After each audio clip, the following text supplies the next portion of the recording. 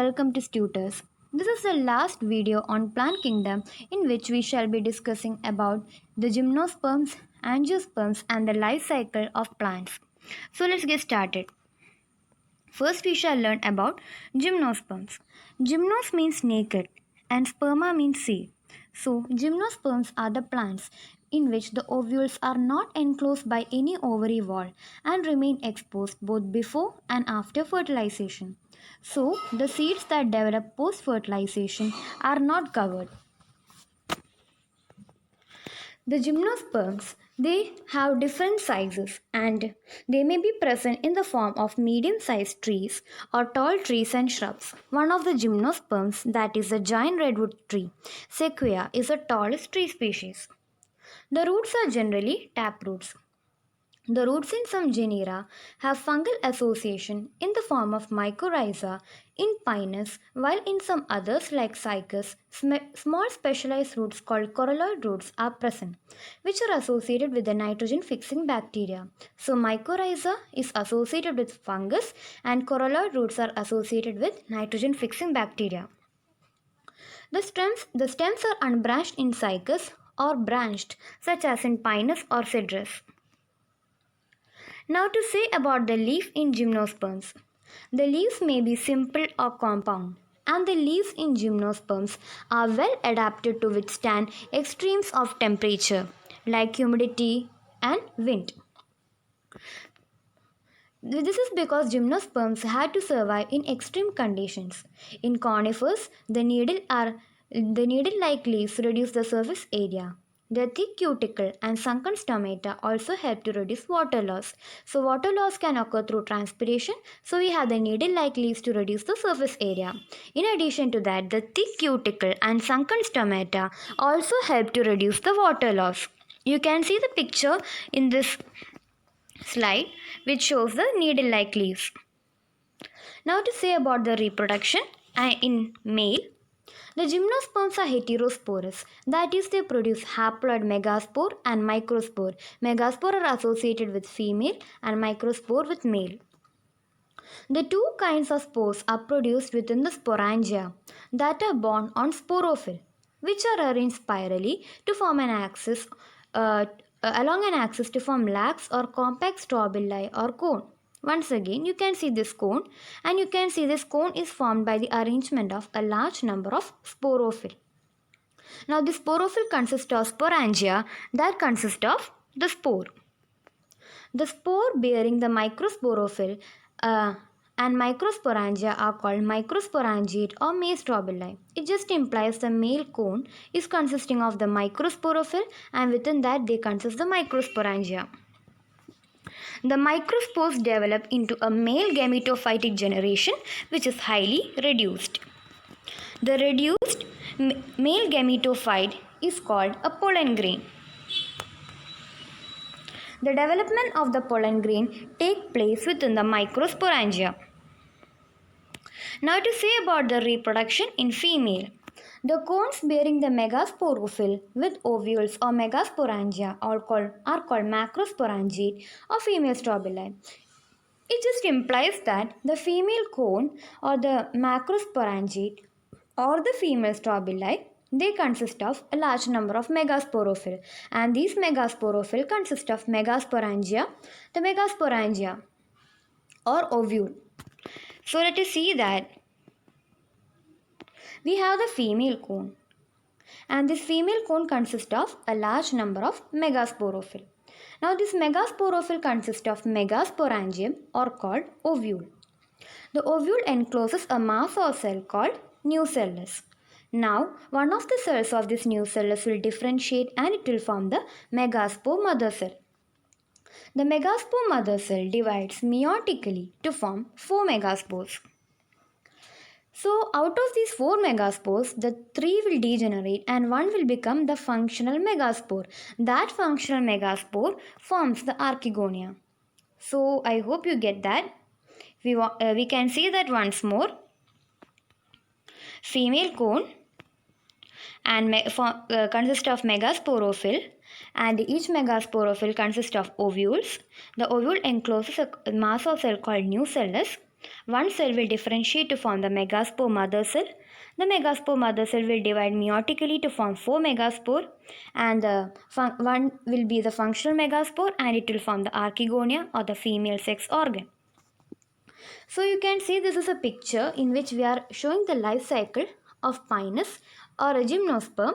You can see this is the tree, and here we have the male cones and the female cones.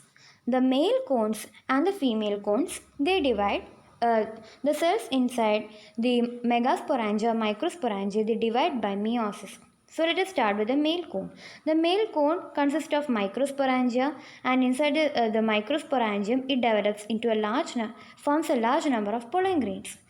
So in case of the female cone, the female consists of megasporangia and or otherwise called ovule.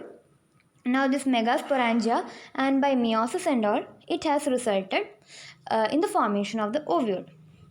And you can see the pollen grains. The pollen grains are coming near the mouth of this megasporangia. Then what happens? A pollen tube formation occurs. A pollen tube formation will occur, and it will result in the formation of a zygote. So these events are taking place within the mature female cone. And then what happens? After the formation of zygote, it will result in the formation of a seed. Now these seeds are not enclosed within any fruit. So they remain naked, and these seeds, as you can see, they consist of the embryo, and these seeds will germinate and they will form the new plant. So this is the life cycle of a gymnosperm. The male and female strobili or cones, they are born on the same tree in case of pinus, or on different trees like in the case of cycas.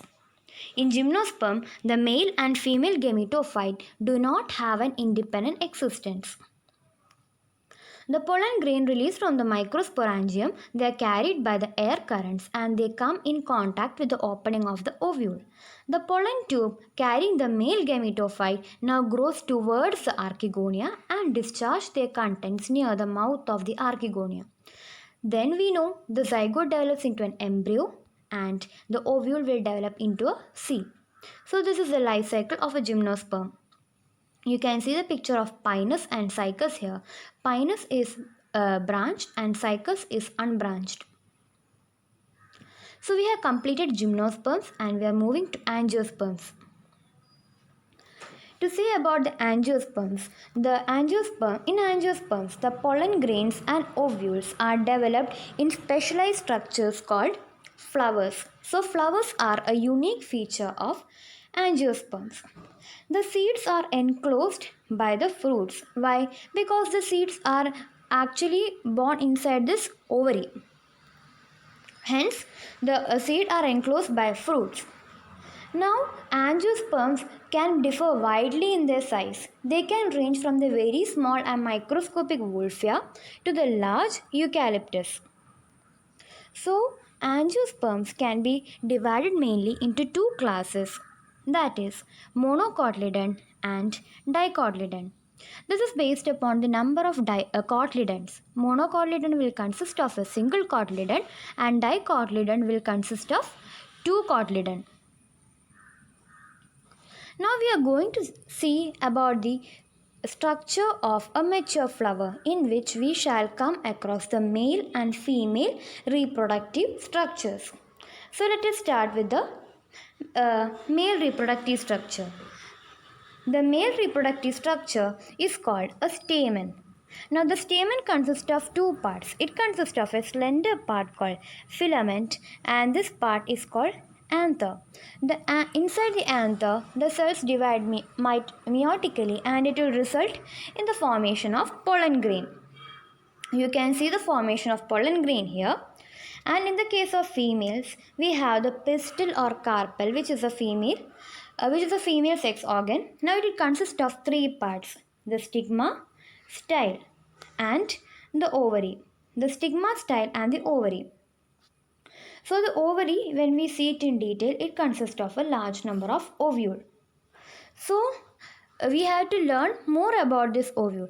Now this ovule is the one which encloses the embryo sac.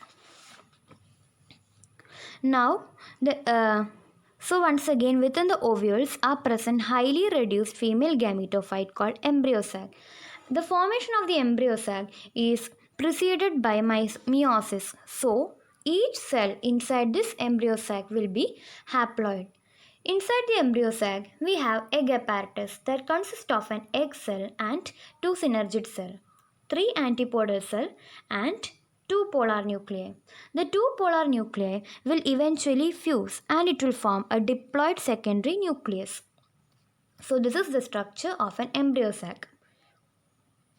Now we are going to see about the fertilization.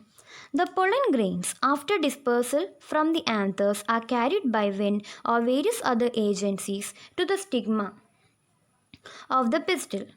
So you can see the pollen grain that is present on the pistil.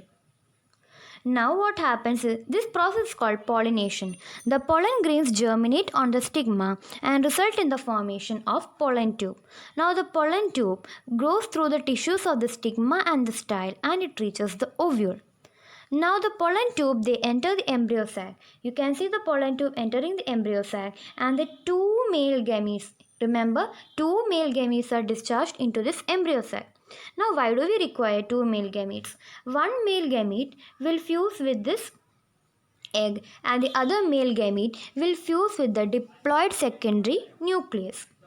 So the one fusing with the egg, it will result in the formation of zygote, and the other fusing with the diploid secondary nucleus, it will result in the formation of a triploid primary endosperm nucleus. The formation of zygote is called syngamy and the formation of a triploid primary endosperm nucleus is called triple fusion. You can see this. The zygote will later develop into an embryo and the primary endosperm nucleus will form the endosperm. You can see that this endosperm is triploid because it has been formed by the fusion of a diploid secondary nucleus with again a haploid male gamete. So you can see the zygote here and the endosperm. The main function of the endosperm is to provide nourishment to the growing embryo. Since we have two processes here, triple fusion and syngamy, this entire process is called double fertilization and it is a unique feature of angiosperms. So once again we have the life cycle of an angiosperm. Let us start with the plant.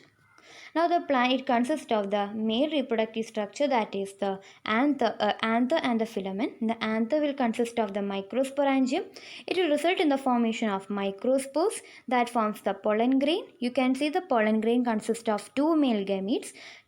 Now to say about the female, we have the stigma, style and ovary. The ovary consisting of the ovule and one you can see the megaspore mother cell.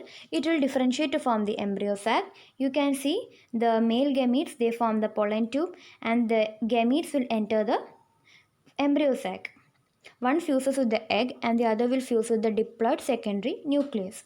So the one which fuses with the egg, it results in the formation of zygote. The zygote will form an embryo and the embryo will again result in the formation of a new plant or the sporophyte.